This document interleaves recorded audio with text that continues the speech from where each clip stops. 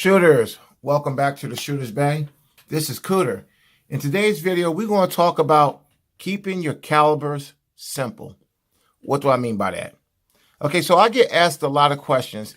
I work with people who watch my videos. I talk to people who watch my videos, and I get asked questions a lot. Hey, man, look, I'm looking to get my first gun to defend the house, whatever. I'm just looking to get something. What should I get?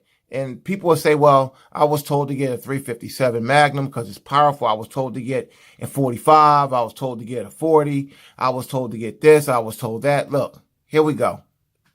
You're new to guns. You probably never owned one, and there's a good chance you probably never even shot one before. And you're on a budget. You don't have a lot of money to throw away on ammo. Now, provided you want to practice with that gun and get very proficient with it, practice loads can be expensive for higher calibers. So let's talk about keeping it simple for a second. Good plinking ammo, 22 is good plinking ammo. Now, some of the experts say 22 is good practice ammo. In my opinion, if you're going to be carrying and shooting 9mm, you don't want to just practice with 22. The recoil profile is very different on the two.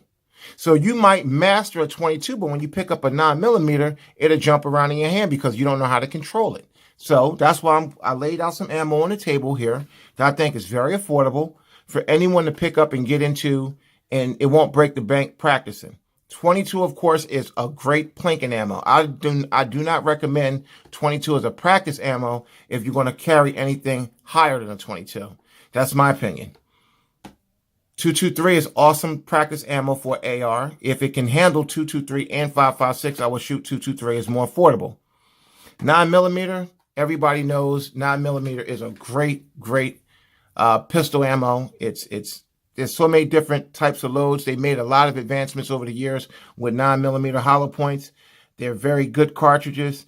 The stopping power is pretty good on a 9mm hollow point on, as far as stopping something on two legs.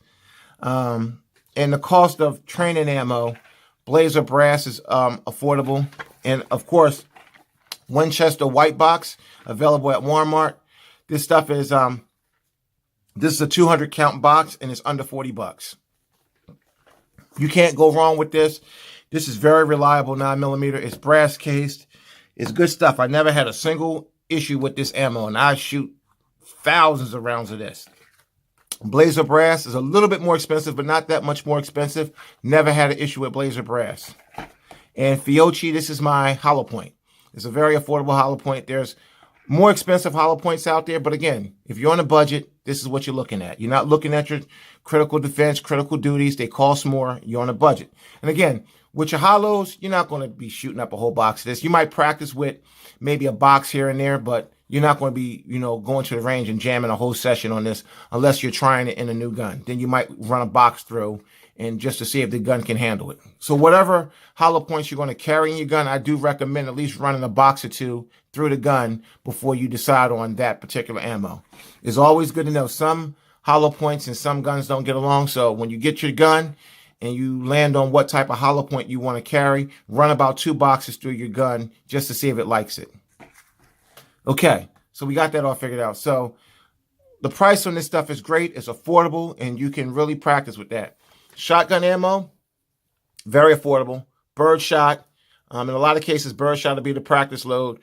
Double-aught buck and birdshot can be your home defense load as well. They're affordable, but shotgun ammo can start going up in price if you're looking at some of the more pricey loads. Like some of your double-aught buck is actually expensive. Slugs, you got flight control, you got low recoil, you got high velocity, you got low velocity, you got a lot of different types of loads for shotguns. So you just got to pay attention to what you're going to be shooting through your shotgun because it can start getting pricey. So for just a regular city slicker who's just getting into guns and just want a gun for defense, 9mm is a good round. 380, a lot of people say 380. 380, there's nothing wrong with 380. Now, I'm going to tell you about 380 in my opinion. I think 380 is snappier than 9mm. The guns are smaller than 9mm, so if you want a small gun, definitely 380 guns often run smaller than subcompact 9mm. So that's an advantage to 380. Deeper concealment with the guns.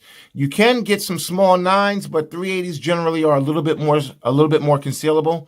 But again, 380 is more expensive. It's more snappy. And to me, it's not as readily available as 9mm is.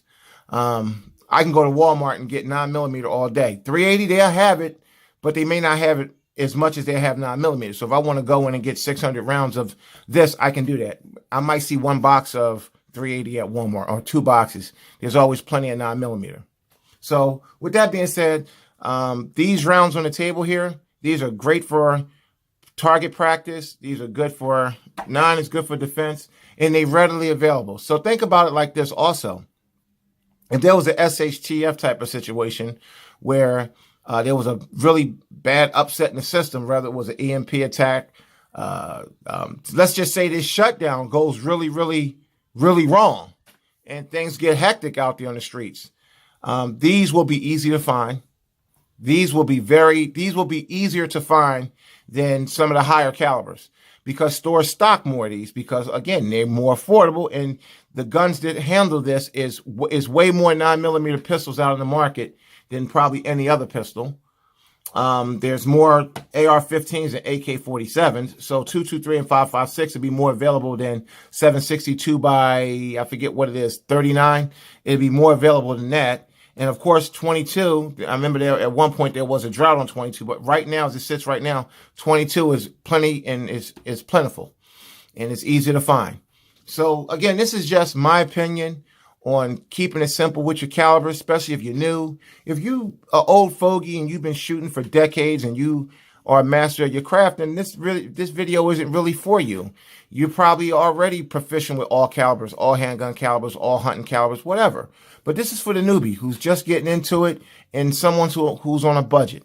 Now, if you're in rural America or wherever and you're out in bear country and you're going up against wild animals and game, then again, this will change. 22 will probably stay. 223 could possibly stay, but you might want to look at something other than 9mm. Now you're talking 45 and up. But city slickers on a budget, this is what I recommend.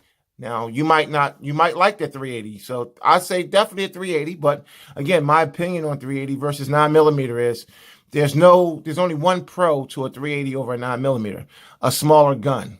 And that's it. And in some cases, again, like I said, you can get a very small 9mm. So there's no advantage to me a 380 has over a 9mm. So this is Cooter. I hope this helped.